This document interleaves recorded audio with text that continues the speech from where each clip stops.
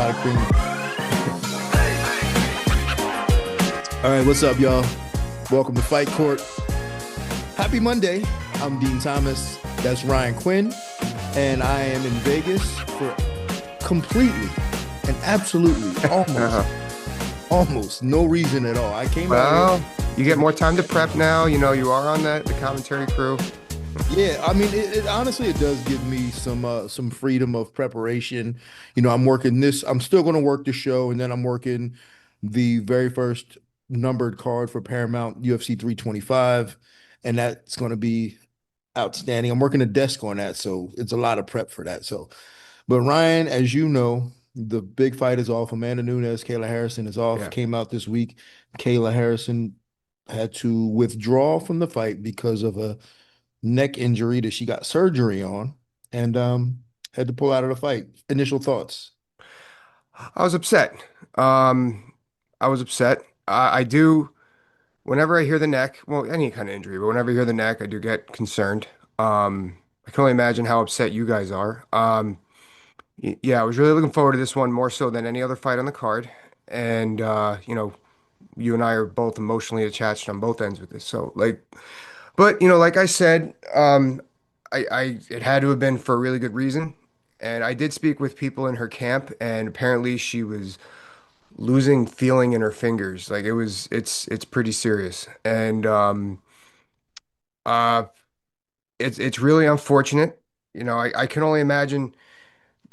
I could feel, and you know, I'll get your opinion on this. Like, I have to be empathetic with Kayla here. Like, I feel like the second most pissed off person is probably Amanda, and the first is Kayla. And they could be interchangeable because I know, being that I was a fighter once, I had one situation where I had to pull out of a fight last minute because my doctor sent instead of sending my blood sample and a urine sample to the New Jersey State Athletic Commission, he sent my urine sample and someone else's urine sample. And the New Jersey State Athletic Commission, because they didn't do their homework, they didn't realize that till the day of weigh-ins. So I had to pull out, and I felt this load of responsibility that this fell through for me. I sold all these tickets. My opponent's here with his family sold all these tickets, and I felt really guilty. So even though, like, I'm pissed off, or I could see how my opponent was pissed off, I could see how Kayla's pissed off too. So I don't know. What do you think? How did you find out first, and then what do you I think? And found when out did on the you find internet. out? In fact, I was Oh man. yeah, I was in the parking lot of Lioness Studios waiting for Amanda to show up for practice.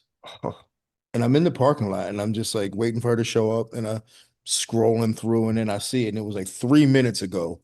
Kayla Harrison pulls out due to injury or whatever it was. And I was like, oh man. And then I was just like, let me text them and see if I should just go home.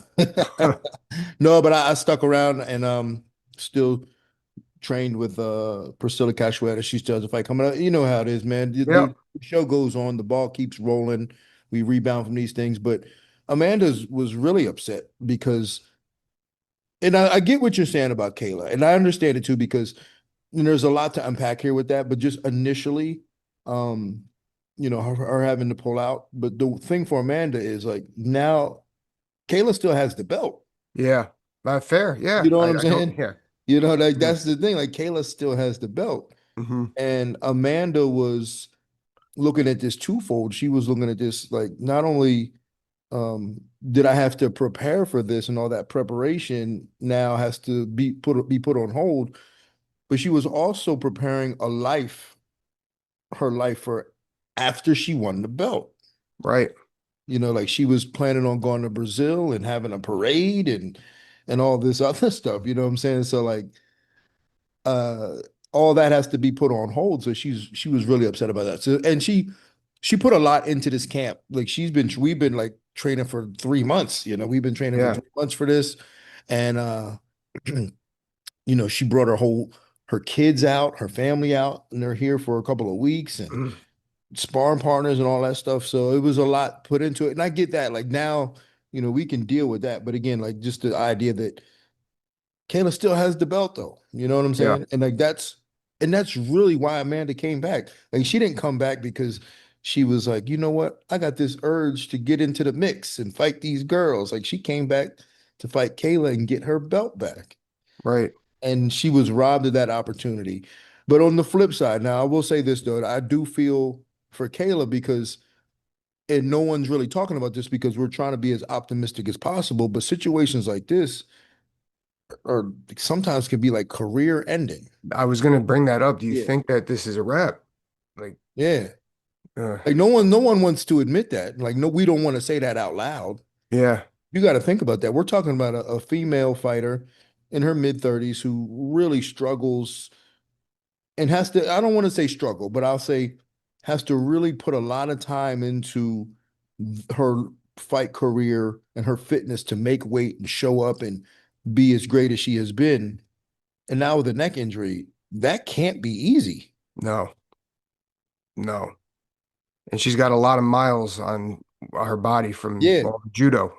a And lot of miles. And now with this mhm, neck injury, I'm almost thinking that almost it sounded to me like it could be career ending. Now watching her video and her crying, mhm. that's that sounds like a person who in the back of their mind thinks, am I going to be able to come back from this? I caught the same thing. I Did caught you the catch same that? thing. Yeah, I was like, this is there's more in her mind than just saying sorry right now. Yeah. That's and because like I said, the neck, like everything you just said. Um, and then on top of it, I I saw somewhere said that the recovery is 6 months. I was like, I don't believe that.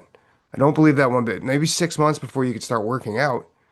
Um, I don't know. It just seems really serious for 6 months. And like I saw like I'm in a group chat with another MMA journalist crew, and they were like, "Oh, 6 months. Oh, so they're gonna miss they're gonna miss the White House card, but maybe August." I was like, I don't know. That sounds like recovery and rushing through camp. And then this is somebody like you said, hard to make weight. I think at the very most optimistic, we're looking at the November Madison Square Garden card that they try to put on, and even that I think is a stretch. And I mean, now is that fair to Amanda, right? It's not fair for anybody. It's and no one is at fault here. No one is to blame. No one is at fault. But I'm just saying Yeah. it is a terrible situation, especially in my opinion, for Amanda.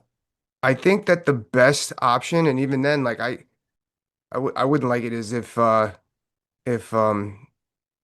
Shevchenko bumps up and fights Amanda again. I think But that then that's but probably the best option too. but then Kayla needs to relinquish the belt. I don't care about an interim belt. Well, would you want to see? Does she care about an interim belt, Amanda? Like, Yeah, I think she does. I think she needs to. I think if Kayla's going to be out, she should relinquish the belt. Now, we're not talking about this long-standing UFC champion. We're yeah, talking about a female who's three fights in the UFC. She's, right. who won the belt, Hasn't you know, defended it yet. hasn't defended it. You gotta give it Mm. up. Yeah. Yep. And I don't think, and I would think that she would give it up. I wouldn't think that she would. You'd have to twist her arm to give it up. I think she's a good enough person to do the right thing and be like, I all right, agree. that's right. I should give this up. But because it would make sense for her to do that because let's say she didn't want to give it up and they made an interim belt and then let's say Amanda won the interim belt. Now she's the interim champion. And let's say Kayla never comes back. Would they just bump Amanda? And it's just It's messy. it would just get messy. So just if she can't Mhm. come back, you have to strip her. Now, I will say this though. I was upset about one thing, and I might be unfounded here. So let me preface it with that. I don't know if Kayla reached out to Amanda, but initially, I would have thought the right thing to do for Kayla would be to reach out to Amanda personally Yeah. and not just do it on the internet. Now I get her emotions were high and she needed to do Mhm. that on the internet and get that out there for everybody. And I don't know if she's reached out to Amanda. I haven't talked to Amanda yet, but I Mhm. think the right thing for Kayla to do would be to reach out to Amanda personally and have a conversation and apologize. And not even apologize like that she's wrong, but just have a conversation like, I know this is messed up, but let's do this. Now, and the reason why is because they have history. Yeah. Now, if they didn't have his, like when Jillian's fight didn't go through with Amanda Lemos, we don't know this. We don't know her. I never had a conversation with her. So like that's one thing, right? Hmm. Go on about your life. Let's run it back. And if we don't run it back, who cares? But we're talking about a title fight, two greatest women in history, with history, with history. You make a phone call on that and be like, hey, listen, let's talk about this. How you want to handle this? I'm willing to play devil's advocate. I'm willing to find out more about how it went down. Did they have to rush her to New York? Like what happened? Um, and I do think there's still time to make that phone call, but I agree that a phone call should be had. I agree with you there. I agree with you there. Well, I'm sure that there was limited time, but I mean that's what I'm saying. Yeah. Like between and even, but I'm just saying, like, even now, like even after the fact. That's what Yeah. I'm saying. Like I haven't talked to Amanda, so like I said, I can be completely wrong here. Hmm. But after the fact, after she made her little post, give it a day or two after the fact, get on the phone with Amanda and settle it. And Right. say your say your apologies or whatever. But that's a situation where you want to call the person and be like, hey, you know what? I was really looking forward to it. I'm sorry it can't happen, but we got to make this happen. Yeah. That Yeah. would make me feel better. What are we looking at here? What's your recovery looking at? Let's give the UFC and the fans some optimism. Yeah, yeah. But if she didn't do that, then I would say that is not a classy move to Hmm. make to just apologize to her online in a neck brace. Yeah. Yeah, I'm with you. I think she'll do the right thing, but we'll see what happens. I agree with you though that a phone call needs to be had. It's kind of if you just go online and say it, it's like it loses its touch. It's watered down.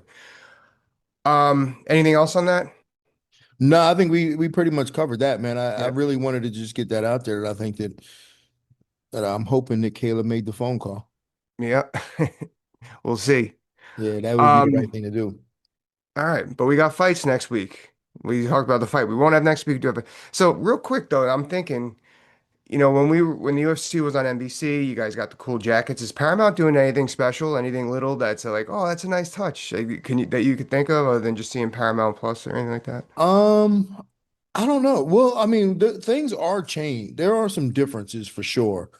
Um, and I think Paramount Plus, because they're not a sports company Hmm. that has other sports that they also have obligations to, like this is kind of like this is their what they're kind of putting their pot into, their money into. They're making some changes. Like we're doing some desk shows like the night before and then the right before the fight. And so like we're doing more. Very We're cool. definitely doing more. Yeah. And I think that they're investing more into the broadcast, like in a broad sense, to reach more people as opposed to just like sports fans or already UFC fans. So Yeah. I think they're definitely doing more in terms of promotion wise and trying to reach out to a broader audience. What you said right there reminds me of what the CBS and I forgot what other network is under them, what they do for the NFL and college football where they have the kickoff shows before Yeah. and so I mean and the model works. So I hope you're getting paid more though, because it is more work. But No. yeah, I guess that's on the UFC. But no, it definitely works. Um so will you have because I know like they rely heavy on halftime, especially with football. Will there be like an intermission where they jump to you guys in the middle of the card where you're talking about what happened the night so far or Well, they kind of do that all yeah, they do kind of anyway. do that now. They They do kind of kind do of do that that. anyway. If the fights Hmm. are short, they'll come to us for things like that. Yeah. But they never would do it during like a pay-per-view, a numbered card, because they would just let it run through. Yeah. The main card already started. So you never know. So like if the main card already started and there's some quick fights, they might come to us and get our opinion on things, so on and Hmm. so forth. But they wouldn't do that. They didn't do that before. Yeah. Okay. Okay. Uh that's cool. Yeah, I'm really looking forward to seeing what happens. I Yeah, really but can't wait. I just think that it's really, like I said, because I was at Paramount Studios. They have an office in Fort Lauderdale, and I was down there last week, and just it's exciting being in there because Paramount they don't have a lot of live programming like that. Yeah. So like ESPN was essentially all live programming, so it was dispersed in many different ways, and like UFC was just and even at the bottom, I mean, it wasn't like it's not like football coverage or basketball or college football or college basketball coverage. It Mhm. was like UFC coverage, which was kind of at the bottom of their priority list. But this is, you can tell UFC is kind of at the top of Paramount's priority Awesome. to really produce a good show for the masses. So I'm excited to be a part of it, man. They seem to be really happy to have us. Yeah. And and like I said, and not a lot of them know a lot about fighting. So like anything you say is like right. So they're excited about you too. That's Yeah. fantastic. Yeah. Yeah, they're excited about us that know the sport, and Mhm. some of them that have been involved and that know about the sport are just like really happy Uh-huh. to have UFC's coverage. It's exciting times, man. I think this was a great move for everybody. I think this is even knowing what they're doing now. I think this was even better than Netflix. I think so. I think Yeah. there's actually it's funny, like Netflix might have more, well, it has more of a global reach for sure. But with the niche of mixed martial arts, I think that this is a great move. Like I was watching the NFL playoffs last night, and there's McGregor, I mean not McGregor, Pimblett, and because I'm thinking of McGregor when they were talking about him last time. There's Pimblett and Gaethje right at the halftime, right throwing up when they're throwing up the score, and then the announcers are saying something about it, and it's like and then the halftime announcements from Dana White from a few weeks ago. It's amazing. It's so yeah. It's they're gonna figure out how to iron that out too. Even though it's great the way it is. I think that a lot more North American fans are well, not American. It's not gonna work like that in Canada. But a lot more American fans that are into football and stuff are gonna get more into mixed martial arts from it. Yeah. So now the burden is on the fighters to go out there and produce. Yeah, It yeah. really is. The burden is for the fighters to really go out there and produce. Now it's time you're gonna get G checked. Are you a star or not? At the end of Hmm. the day, like are you should you be performing at the halftime show or not? Yeah. Can you perform in a stadium or not? Or should you be relegated to the small clubs? You know what I'm saying? Yeah. Because this is a big deal now. And that's, Gaethje and Pimlet, we know that they're both big time players. Hmm. I think regardless of the outcome, the fight is going to be attractive to watch, regardless, because Yeah, I agree. they have no other way of fighting. But I ask you this, man, like I've been watching some footage of Paddy, who looks great, by the way, like physically. Like if you've been watching like some of the clips of him, just like his physique and just he looks in shape and he looks fit and he looks confident and he looks ready to go. Can he beat Gaethje? I kind of think he can. I don't think he will though. I'm happy you brought up his physique and everything like that because remember like a couple years ago he blew up after the fight. Hmm. I don't see these pictures of him getting all fat and everything. I think he's maturing a little bit and he's Yeah. realizing it's time to. So with maturity comes growth in his game. So I do feel that we will see a better Paddy Pimblett than fought Michael Chandler. But I think Gaethje really needs to screw up in order to put himself in a situation where Paddy's going to capitalize on. I don't think that Paddy's striking patterns can match Gaethje's right now. I still think that Gaethje's just much more of an intelligent boxer with the way he creates angles, with the way he sets up his power punches. And I think that the noise with his combinations is going to be too much for Paddy to, even as much as try to grapple in on him. And then boom, once you get there, Gaethje was an all-American wrestler who can still, as we've seen, when he needs to, can use that defensive wrestling in his MMA game. So I think it can happen, but Gaethje really needs to make a mistake. Yeah, like when I go back and look at their work, their resume, and I look at Patty's wins, it's like you can put asterisks by them. And I think some of his better wins are against lesser known guys, but it does show what he's capable of. Hmm. Like when he's got to win over like Luigi Vendramini, and it's like you don't know who that guy is, but that guy he was like 12-3 or 15-3 or whatever he was, which he's a solid fighter. He's not in the UFC anymore, but he was a solid fighter. And Patty like destroyed him. Like Paddy Yeah. walked across the cage and just beat him up. And this is a solid guy. So we know what Paddy's capable of. Like he can do that. But then when you look at some of his other fights, you're like, asterisk, asterisk, Yeah. Jared asterisk. Gordon. Yeah, you're like asterisk. Like it's like, yeah, but. So and that's the tricky part about fighting is it there's so many unknown variables. So you almost don't really know how good Patty is. I mean, we know he's good, but is he capable of beating a guy like Gaethje? I just don't know. I don't think so. But he clearly is. I don't think so, but he clearly is. Yeah. I mean, it's a fight, but even that, yeah, I feel like even just saying that is dismissing how good Paddy Pimblett is. And I know that I've been critical of the dude, so I can't even. But the dude's got weapons, and Mm. another thing, if I mean, actually, if nothing else, what we saw from Michael Chandler is if you make a mistake trying to hit you once, he's going to hit you three times, whether it's with combinations or he's going to grapple you, take your back, get mount on you. Like he really knows how to capitalize on a fighter's mistakes. Um, and that's why Gaethje, I see sometimes Gaethje actually, when he's trying to set things up, he'll lean a little bit with a jab. He'll lean a little bit with a straight right hand. Now to plan your game around that, probably not practical, but the openings might be there for somebody like Patty to get a little funky on him and create an angle. So I look back but when you look at Gaethje's resume, you go, man, this guy's a destroyer. Like we know he's got that vaporizing power. Like he could put you out with one shot. But then when you look at his losses have come from, guys who were able to just kind of touch him up, Yeah. like touch him up a bit and then Hmm.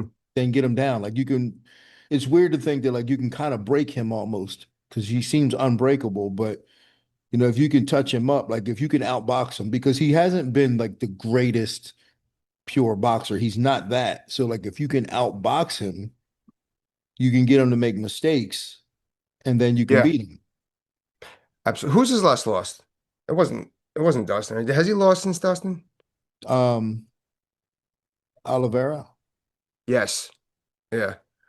Um, And that was it. Like Oliveira dropped him. I don't see Patty keeping up the volume to pepper him into setting up anything significant Yeah. unless we get really surprised on Saturday night. But I don't see Patty jabbing and jab 1-2 up and down the body to the head, angle punches. I don't fainting. I don't see Patty doing that or with anything with significance.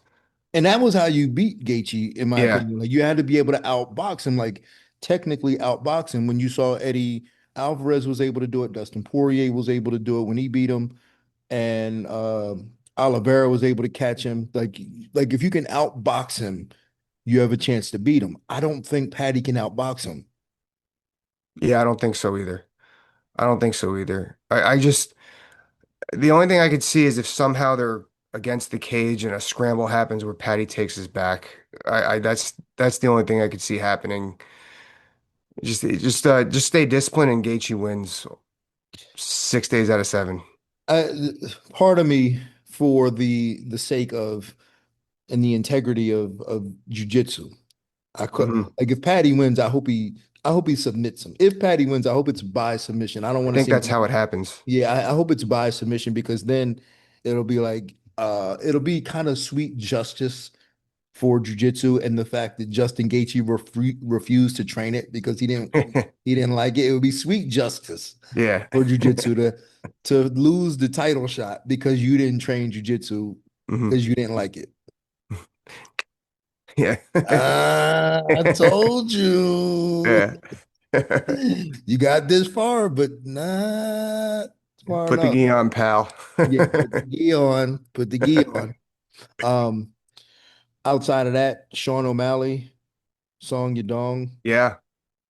I like Song Yadong in that fight. He really. I do. I don't know. I just feel Sean is how do his striking is very calculated.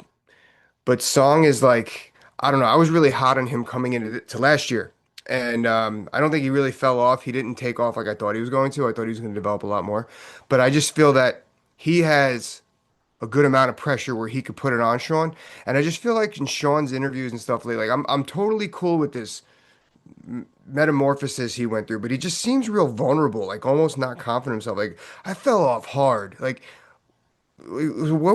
don't say that, Yeah. and it's A little just too I feel like honest. yeah, like I don't like the way that's transferring into. And if I'm Song Yadong, Sean O'Malley, ex-champion, I'm pumped for this fight. I just feel that the mental edge is going to go to Song, and he's going to find his groove, and he's going to be okay with getting inside 1, 2, but, and, he's pretty good. So He's what do you he's think? really good and he's really powerful. Yeah, And that could be a problem for Sean. I think Sean's really good striking when you allow him to set up as a striker. As we saw what Marab did was like with the level changes and all that stuff, it really made it difficult for him to yeah, set up. And he wasn't like he did like he got close with a couple knees, but outside of mhm, that, man, he like his punches are almost ineffective when you're threatening takedowns on him. yeah. I I I just I don't think that Song's going to keep that space for Sean to do that. Mm. Or if he is, he's going to switch up real fast. Uh, wow, what do you think? What do you think of that fight? I mean, the easy low-hanging fruit is to suggest that Sean's going to win because they're obviously trying to rebuild him. Hmm. But this is a dangerous rebuilding fight. That's what you got to love about the UFC is that they don't really, Yeah, after a while, there's no more gimmies. It's yeah, yeah. So it's either Sean wins for the Americans or Song wins for China. yeah. And we start to pump some money into that China market. Hmm. I I I like the upset. I Yeah. feel yeah. I mean, and I don't think even if Sean loses, this is it for Sean O'Malley. I think that it might be a boot in the ass that maybe he needs or something like that. But I think that Song, like, this is his shot, and he showed slow. Like I said, I thought he was going to develop a little bit more over the last 12 months, but he still showed slow development, and maybe this is it where he shows us, I'm for real. I get inside. I know how to punch. I could exchange, and I think this is it for him. Well, only time will tell. What you said you have some videos you want to do this week? You want to Yeah. promote those? Promote those. Yeah, let's do that. Thank you. Thank you very much. So, yeah, I did that report that's going to be out on it's on my Substack, Coach Mighty Quinn, but it's also going to be on Florida State University's Center of Athletic Coaching on their blog, and it's about which we talked about kind of last week about how MMA is a great concept for teams to learn how to win through identity first systems. I'm also going to do another one where uh about adversity, not pressure. I'm very trying to be very sensitive. The word is adversity I'm using, not pressure. I feel like those words are not interchangeable, and a lot of people they confuse them, the difference between pressure and adversity. And I mean, I guess I'll get into that a little bit more of the paper, but I think that's an interesting concept right there, which we kind of discussed a little bit, like how pressure is so subjective. Like, what's pressure? Is it walking to the cage? Is it in the middle of the fight? Um, like, what makes you nervous almost? That's pressure. Where adversity is what doesn't go your way, like, or how do you handle a challenge? Yeah, yeah. Little different. I So, can, I can't like just thinking about it. In my head, I know the difference. I can't yeah. articulate it right now to think about the easiest way to articulate it, but I'm with you on this. Yeah. Well, that Adversity I and got to break pressure. it down too. That's why Yeah. I'm doing the So it's report, so I can break yeah. it. So then when we Um, can come up with the verbiage to say it easier, we'll do that. I tell you what, when I was in a fight, not that I got nervous, but I realized, oh shit, the familiarity of positions I was in from when I was in training, because when I was younger, you build up this fight like it's something else. But if you're training correctly, it's not. And then I remember being, oh my God, this is just like training. So I guess I got to do exactly what I trained. Mhm. That was the weirdest thing to me. I Yeah, don't know yeah. why. Like, I did that in a fight as well. I remember when I was fighting Mishima, and he was kicking the shit out of me. He was in side control, and in my head I go, "Oh, this feels just like when Paul Rodriguez has me in side control." yeah, It it's felt the the weirdest same. I thing. was like, it felt the same. So then I was like, I'm good. Yeah, So, well, all right, my man.